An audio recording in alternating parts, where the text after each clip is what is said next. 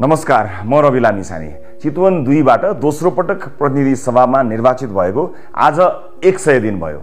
समुन्नत चितवनको यो महायात्रामा पहिलो बिन्दुदेखि सँगै रहनुभएका सम्पूर्ण चितवनवासी सामु म आज यो यात्रामा केही घुम्तीहरू देखाउन चाहन्छु। मैले आफ्नो निर्वाचन क्षेत्रमा केही कामको सुरुवात गरेको छु, केही गर्दैछु। यी कार्यक्रमहरू केही नमुना छन्, केही परीक्षण स्वरूप सुरुवात हुँदैछन्। संघीय सांसदको जिम्मेवारी र कामबारे म र हाम्रो पार्टी राष्ट्रिय स्वतन्त्र पार्टी अवगत छौं। मेरो निर्वाचन क्षेत्रमा भइरहेका कामले स्थानीय सरकारको सीमा नाग्दैन। हामीले लोककल्याणकारी राज्य परिकल्पना गरेका चाहिँ छौं। संविधानले सुनिश्चित गरेका मौलिक हकहरू नागरिकले अक्षरशः उपयोग गर्न पाउनु पर्दछ। राज्यले ठूला विकास आयोजना अतिरिक्त लोकहितका के कस्ता योजना ल्याउनु पर्छ भन्ने विषयमा म सञ्चारकर्मी रहँदादेखि नै स्पष्ट छु। त्यही स्पष्ट दृष्टिका साथ विभिन्न योजनामा सहभागी हुँदै पनि आएको छु। हामी कागजी अध्ययन मात्र नभएर विभिन्न क्षेत्रमा पाइलट प्रोजेक्टहरू सञ्चालन गरी जनताका समस्या समाधान गर्ने बाटोमा छौं। विकासका यी प्रारूपहरूलाई परिष्कृत गर्दै सफल साबित भएका योजनालाई राज्य स्तरबाटै कार्यान्वयनमा लैजान दबाब दिँदैछौँ। हामी कार्यकारी भूमिकामा आएपछि पूर्ण रूपमा धेरै कुराहरू कार्यान्वयन गर्नेछौँ, तर तत्कालका लागि यस्ता योजनाहरू आयोजनाहरू राज्यको खर्चमा नभएर निजी क्षेत्र, अन्तर्राष्ट्रिय साझेदारहरू, गैर संस्कारी संस्था र आम नागरिकको सहयोगमा कार्यान्वयन गर्नेछौँ। यस्ता योजना कार्यान्वयन गर्दा विभिन्न तहका सरकारसँग आवश्यक समन्वय गरेका छौँ र गर्नेछौँ। हाम्रो विकासको मोडल तारे होटलका बैठक र विदेशका महँगा भ्रमणमा होइन, हाम्रै जनताका घर दैलोमा तयार हुनेछन्। यहाँलाई थाहा छ, आफू विदेशबाट स्वदेश फर्किएको मान्छे हुनाले मैले सुरुवात कहीँ न कहीँबाट गर्नुपर्छ भनेर आफ्नो क्षेत्रका लागि सीईओ को आवेदन माग गरेको थिएँ। मैले सामाजिक सञ्जाल मार्फत यो विषयलाई लिएर धेरै टीका टिप्पणीहरू पनि भएको थियो। अनि कतिले त बिर्सिनु पनि भयो होला, कतिले खोइ कहाँ गयो भनेर सम्झाइ पनि रहनु भएको थियो। विदेशमा बसेर केही सिप ज्ञान आर्जन गरेर आफ्नो देशमा केही गर्न चाहन्छु भनेर आउनेहरू मध्येबाट हामीलाई लगभग 400 भन्दा बढी आवेदन प्राप्त भएको थियो। त्यसमध्ये अन्तर्वार्ता गरेर एकजना व्यक्तिलाई हामीले, हाम्रो टिमले, मेरो सचिवालयले सीईओ को रूपमा छनौट गरेको छ। कस्ता व्यक्तिलाई हामीले छान्यौं त? आउनुहोस् उहाँबारे थोरै जानकारी लिउँ।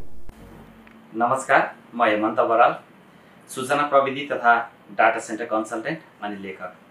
बेलायतको एङ्ग्लो रस्किन युनिभर्सिटी क्याम्ब्रिजबाट कम्प्युटर नेटवर्क सेक्युरिटीमा मास्टर्स डिग्री। यस सूचना प्रविधिको क्षेत्रमा देश तथा विदेशका विभिन्न सङ्घ संस्थाहरूमा विगत 25 वर्षदेखि कार्यरत रहँदै आएको छु। देशमा विद्यमान व्यतिथि, अस्तव्यस्तता, ढिलासुस्ती र भ्रष्टाचारको अन्त्य गर्ने प्रणका साथ बेलायतबाट उच्च शिक्षा हासिल गरे पश्चात प्राप्त गरेको सम्मानजनक आइटी इन्डस्ट्रीको जागिर छोडी आफ्नै देशमा केही गरेर देखाउँछु भन्ने प्रण र आत्मविश्वासका साथ नेपाल फर्किआएको हुँ। नेपाल सरकारको पाठ्यक्रम अनुसार कक्षा 1 देखि 12 सम्मका कम्प्युटरका विषयमा 25 भन्दा बढी पुस्तकहरू प्रकाशित छन्। स्मार्ट सिटी तथा डिजिटल नेपाल फ्रेमवर्कको परिकल्पनाकारका साथै डाटा सेन्टरको क्षेत्रमा विभिन्न संस्थाहरूमा कन्सल्टेन्टको रूपमा कार्य गरेको छु। नेपालमा हुने गरेका भ्रष्टाचारलाई सिस्टम ड्रिभन फेसलेस अटोमेटेड ई गभर्नेन्सको माध्यमबाट सेवाग्राही र सेवा दिने संस्थाको बीचमा भेटघाट नै नहुने गरेको सिस्टम विकास गरी जरैदेखि भ्रष्टाचार नियन्त्रण गर्ने योजनाहरू मसँग रहेका छन्। चाहे कृषिको क्षेत्रमा होस् या पर्यटनको क्षेत्रमा होस्, शिक्षा र स्वास्थ्यको क्षेत्रमा किन नहोस्, उक्त क्षेत्रहरूलाई कसरी स्मार्ट बनाउन सकिन्छ भन्ने मसँग दृढ योजनाहरू रहेका छन्। देश विकासका विभिन्न परियोजनाहरूलाई वैज्ञानिक तरिकाले सञ्चालन गरी रोजगारीका बाटाहरू प्रशस्त मात्रामा सिर्जना गरी देशका युवा पिँढीहरूलाई सृजनात्मक, क्रियाशील र रचनात्मक व्यवसायजन्य प्राविधिक सिपहरू सिकाई आत्मनिर्भर बनाउने मेरो सोच रहेको छ। चितवनवासीहरूको दैनिक जनजीवनलाई सहजीकरण गर्न, जनताका पीर मर्काहरूलाई सुनी सम्बन्धित निकायहरूसँग समन्वय गरी निवारण गर्न म सदा क्रियाशील रहनेछु।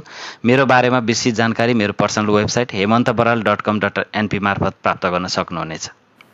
अन्त्यमा यस क्षेत्रका प्रतिनिधि सभा सदस्य सांसद रवि लामिछानेज्यूको सचिवालयको प्रमुख कार्यकारी अधिकृतको भूमिकामा कार्य गर्ने अवसर प्रदान गरिदिनु भएकोमा यहाँहरू सम्पूर्णमा आभार प्रकट गर्दै आगामी दिनहरूमा यहाँहरूको विशेष साथ र सहयोगको अपेक्षा राखेको छु। धन्यवाद। सीईओ को परिचयपछि अब लागौँ हाम्रा कामहरूतिर। आजैबाट हामीले ब्लू बस सञ्चालन गर्न लागिरहेका छौँ। महिलाहरूका लागि मात्रै भनेर चितवनको क्षेत्र नम्बर 2 को यी रुटमा चल्ने गरी एउटा निशुल्क ब्लू बस सञ्चालन हुँदैछ। सुरुवात एउटा बसबाट गरेर भविष्यमा माग र उपयोग अनुसार समन्वय गरी अन्य संख्या बढाइने पनि छ। यस क्षेत्रका पहिलो चरणमा यहाँ 500 जना महिलाहरू, यस क्षेत्रका महिलाहरूलाई निशुल्क यातायात कार्ड वितरण गरिनेछ। बसमा एउटा मसिन जडान गरिएको हुनेछ। बस चढ्ने बेला त्यो कार्ड मसिनमा इन्ट्री गर्नुपर्नेछ। इन्ट्री गर्ने प्रक्रिया एकदमै सजिलो छ। त्यो कार्डले मसिनमा छोइदिए मात्र पुग्छ। यसले गाडीमा को चढ्नुभयो भन्ने रेकर्ड त रहन्छ नै, सम्भावित अनियमिततालाई पनि यसले रोक्नेछ। साथै त्यस बसमा एउटा लेटर बक्स राखिएको हुन्छ। मेरो लागि केही सन्देश तपाईहरुसँग छ भने, सुझाव अथवा तपाईका केही समस्या छन् भने पनि लेखेर त्यसै बक्समा खसालेर मलाई पठाउनु होला।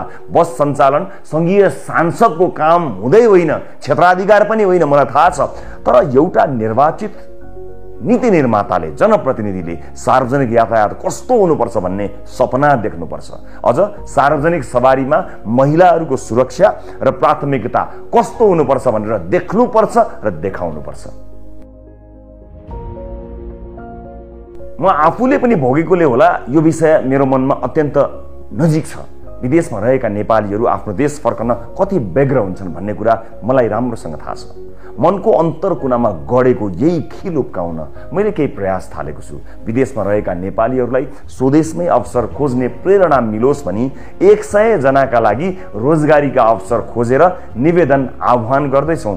आज यो भ्याकेन्सी विभिन्न देशका स्थानीय पत्र पत्रिकामा पनि छापिएका छन् र चोकका पसलहरूमा पनि छाप्ने व्यवस्था मिलाउँदैछु।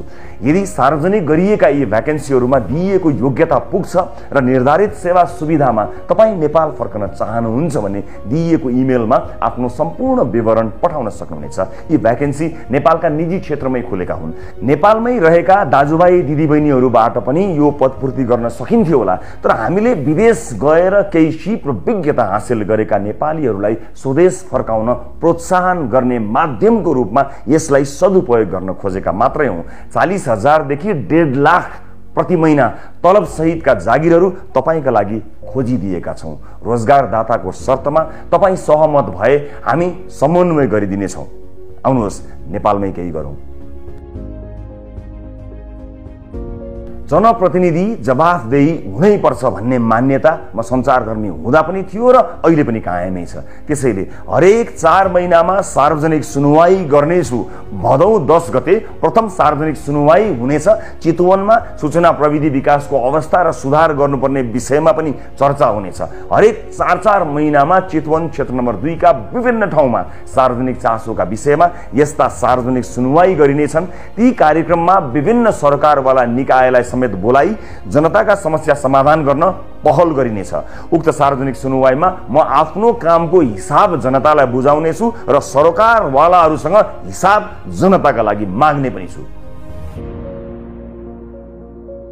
आजबाटै 65 वर्षभन्दा माथिका वृद्धा बाआमाहरूलाई निशुल्क मोबाइल क्लिनिक सुरुवात गरिनेछ। यो मोबाइल क्लिनिकले घर घरमा गएर बाआमाहरूलाई प्राथमिक उपचार दिनेछन्। हरेक दिन नयाँ टोलमा पुग्नेछौँ। क्लिनिक कहाँ आउँदैछ, कसरी आउँदैछ भनेर केही समय अगाडि नै यहाँहरूलाई सूचना दिइनेछ। यस क्लिनिकमा एकजना MBBS डाक्टर हुनुहुनेछ। तपाईँ अस्पतालसम्म जान सक्नु भएन भने यो मोबाइल क्लिनिकको नम्बरमा कल गरेर घरसम्मै बोलाउन पनि सक्नुहुनेछ। प्राथमिक उपचारपछि थप उपचार चाहिने देखिए डाक्टरले सम्बन्धित अस्पताल वा डाक्टरसम्म सिफारिस गर्ने लगायतका सबै काम सहजीकरण गरिदिनुहुनेछ।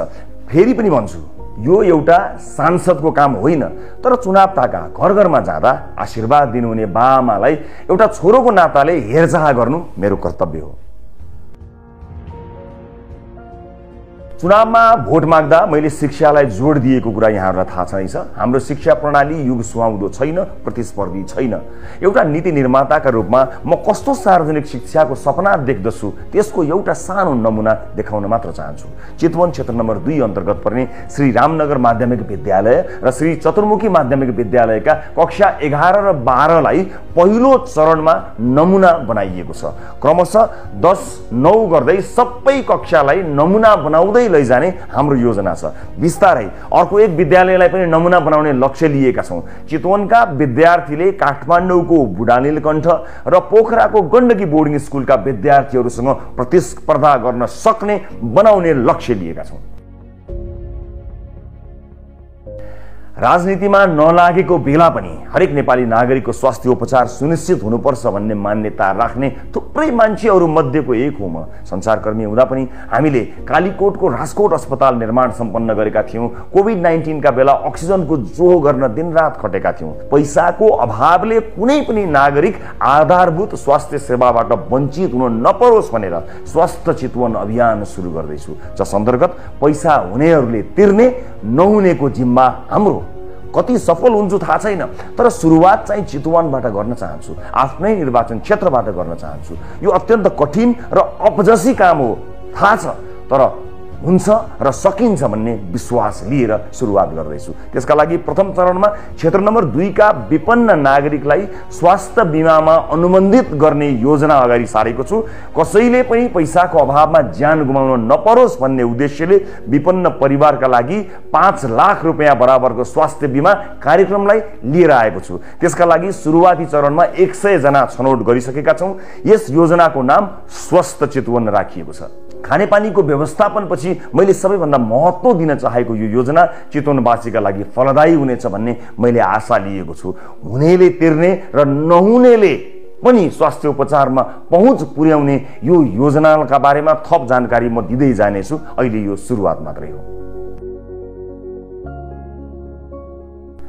आम नागरिकको एउटा सानो नै भए पनि समस्या हल गरिदिन सक्यो भने आफूलाई असाध्यै राम्रो काम गर्न सकेको हुँ कि भन्ने एउटा आत्मविश्वास बढ्दै आउने गरेको छ। रविले गर्छ भन्ने विश्वासकै कारण होला मेरो सचिवालयमा दिनहुँ अनेक समस्या आउने गरेका छन्। यिनै समस्या समाधान गर्न आजबाट मैले हेलो रविलाई सुरुवात र अझ प्रभावकारी बनाउने कामको सुरुवात गरेको छु। यस कार्यक्रम अन्तर्गत स्वयं कार्यालयमा उपस्थित भई या अनलाइन मार्फत या फोन मार्फत गुनासो तथा सुझाव टिपाउन सकिनेछ। त्यस पश्चात तपाईलाई एउटा टोकन वा टिकट नम्बर उपलब्ध गराइनेछ। त्यस मार्फत तपाईले आफ्ना गुनासो या सुझावको कार्यान्वयन कहाँ पुग्यो र के भइरहेको छ भन्ने जानकारी अनलाइनमै पाउनुहुनेछ। संविधानले सुनिश्चित गरेका मौलिक हकहरू जनताले अक्षरशः उपयोग गर्न पाउनुपर्छ। नेपालको संविधानमा मौलिक हक अन्तर्गत धारा 31 मा शिक्षा सम्बन्धी हकको व्यवस्था छ, जसमा सबै नागरिकलाई आधारभूत शिक्षामा पहुँचको प्रत्याभूति गरिएको छ। तर यो कति कार्यान्वयन भएको छ, भएकोमा पनि शिक्षाको गुणस्तर के छ भन्ने बारे हामी अवगत नै छौँ, हामीलाई थाहै छ। यदि दुविधा छ भने पनि एकपटक इच्छा कामना गाउँपालिका आएर अवलोकन गर्न सक्नुहुनेछ। हामीले यसलाई चिर्नका लागि सानो एउटा प्रयास सुरुवात गर्दैछौँ। इच्छा कामना गाउँपालिका वडा नम्बर 1 भाराङ स्थित राष्ट्रिय आधारभूत विद्यालयको स्तरोन्नति सुरु गरेका छौँ। अहिले यो विद्यालय कक्षा 7 सम्म छ। 95% चेपाङ समुदायका विद्यार्थी पढ्ने यस विद्यालयलाई हामीले कक्षा 12 सम्म स्तरोन्नति गर्नुका साथै आवासीय बनाउन खोजिरहेका छौँ। त्यस्तै यो विद्यालयलाई नमुना शैक्षिक संस्थाका रूपमा विकास गर्ने हाम्रो योजना छ। यो विद्यालयमा 275 विद्यार्थी अध्ययनरत छन्। यो अभियानमा सहयोग गर्ने इच्छा कामना गाउँपालिका र सपना भिलेज सोशल इम्प्याक्टलाई हृदयदेखि धन्यवाद तथा कृतज्ञता व्यक्त गर्न चाहन्छु। विशेष गरेर इच्छा कामना गाउँपालिकालाई पहिलो पटक निर्वाचित भएपछि मैले शरीर ढाक्ने राम्रो कपडा पनि नभएका र पेटभरि खाना नपाएका ससाना बालबालिकाहरूलाई साक्षी राखेर भनेको थिएँ कि एउटा यस्तो आवश्यक स्कुल बनाउन पहल गर्नेछु जहाँका विद्यार्थीले उत्कृष्ट शिक्षा, स्वादिष्ट भोजन र आकर्षक कपडा सजिलै प्राप्त गर्न सकुन्। बस त्यही अभियान अन्तर्गत यो आवासीय विद्यालय सुरु गर्दैछौँ। हरेक वर्ष वर्षातका बेलामा करिब 3 महिना बाढी पहिरोले क्षेत्र नम्बर 2 अझ विशेष गरेर मौलिन नारायणघाट सडक खण्ड आक्रान्त हुने गर्दछ। त्यसैले नागरिकलाई बाढी पहिरोको विपत्तिबाट जोगाउन र यस्तो विपत्तिबाट मद्दत गर्न हाम्रो RAT ऱ्यापिड एक्सन टिम चनाखो भएर अब खटिनेछ। प्रत्येक बर्खामा अत्यधिक जोखिम युक्त क्षेत्रमा कम्तीमा 20 सदस्य सम्मिलित RATले सरकारी निकाय, सुरक्षाकर्मी र आम नागरिकसँग मिलेर सहजीकरण, उद्धार लगायतका काममा सहयोग पुर्याउनेछ। कृषिमा विश्वमै उत्कृष्ट मध्ये एक मानिने इजरायली प्रविधि ज्ञान र सिपबारे हामी धेरैलाई थाहा छ। नेपालका लागि इजरायली राजदूत हनान गोरेरसँग 2080 जेठ 30 गते केन्द्रीय कार्यालयमा मेरो भेटवार्ता भएको थियो। उक्त भेटमा इजरायलको एक नमुना गाउँसँग हाम्रो इच्छाकामना गाउँपालिकालाई मित लगाउने र कृषिमा नमुना गाउँको रूपमा स्थापित गर्ने योजनामा छलफल भएको थियो। महामहिम राजदूतले यो योजनालाई अगाडि बढाउने विषयमा सकारात्मक प्रतिक्रिया र कदम चाल्नु भएको छ। नेपाल सरकारका सम्बन्धित निकाय र परराष्ट्र मन्त्रालयसँग आवश्यक पर्ने स्वीकृति र समन्वय गरी यो कार्यक्रम अगाडि बढाउन पहल सुरु गरेको छु। 2080 साल वैशाख 10 गते सम्पन्न उपनिर्वाचनमा मैले प्राप्त गरेको 54,176 मत बराबर फलफूल र जडीबुटीका बिरुवा रोप्ने योजना आज 100 दिनको अवसर पारेर उद्घोष गर्न चाहन्छु। हरेक मतदाता प्रतिको सम्मान स्वरूप मैले यो योजना आजबाट सुरु गर्दैछु र अब 54,176 बिरुवा रोपिसक्ने प्रण पनि आजै गर्न चाहन्छु। प्रत्येक मतदाताको नाममा कम्तीमा एउटा बिरुवा चाहिँ रोप्न चाहन्छु। मैले सुरु गरेका र सुरु गर्न चाहेका सबै कामको निरन्तरताका लागि आर्थिक स्रोत साधनको आवश्यकता पर्छ। म आर्थिक रूपले सम्पन्न मान्छे पनि होइन, भएको पनि छाडेर सेवामा लागेको मान्छे तपाईहरुलाई थाहा भएको विषय हो। एक व्यक्तिले गर्न सक्ने कुरा पनि त्यति धेरै हुँदैनन्, व्यक्तिका सीमितताहरू छन्। त्यसैले विदेशमा बस्नुहुने सम्पूर्ण चितवनवासीलाई एकजुट भएर हामीलाई यस काममा सघाउनको निमित्त र हातेमालो गर्नको निमित्त म विनम्रतापूर्वक अनुरोध गर्न चाहन्छु। हामीले चितवन क्लब बनाउँदैछौँ। यदि तपाईँ विदेशमा हुनुहुन्छ र यस क्लबमा जोडिन चाहनुहुन्छ भने स्क्रिनमा देखिएको इमेल र व्हाट्सएप नम्बरमा हामीलाई सम्पर्क गर्न सक्नुहुनेछ। देश बनाउने महाअभियानमा हामीलाई तपाईहरुको सहयोग अपरिहार्य छ। सँगै मिलेर हामीले चितवनबाट देश विकासको मोडल तयार पार्नु छ। अहिले मलाई र चितवनलाई तपाईको सहयोगको आवश्यकता छ। अहिले सहयोग गर्नुहोस् र विश्वास गर्नुहोस्, केही वर्षपछि तपाईले चितवनमा लगानी गर्नुहुनेछ, सहयोग मात्र होइन। र अन्त्यमा यी सबै कामको सुरुवात गर्दा सहयोग गर्नुहुने स्थानीय सरकार र चितवनका स्थानीयलाई धेरै धेरै धन्यवाद व्यक्त गर्न चाहन्छु।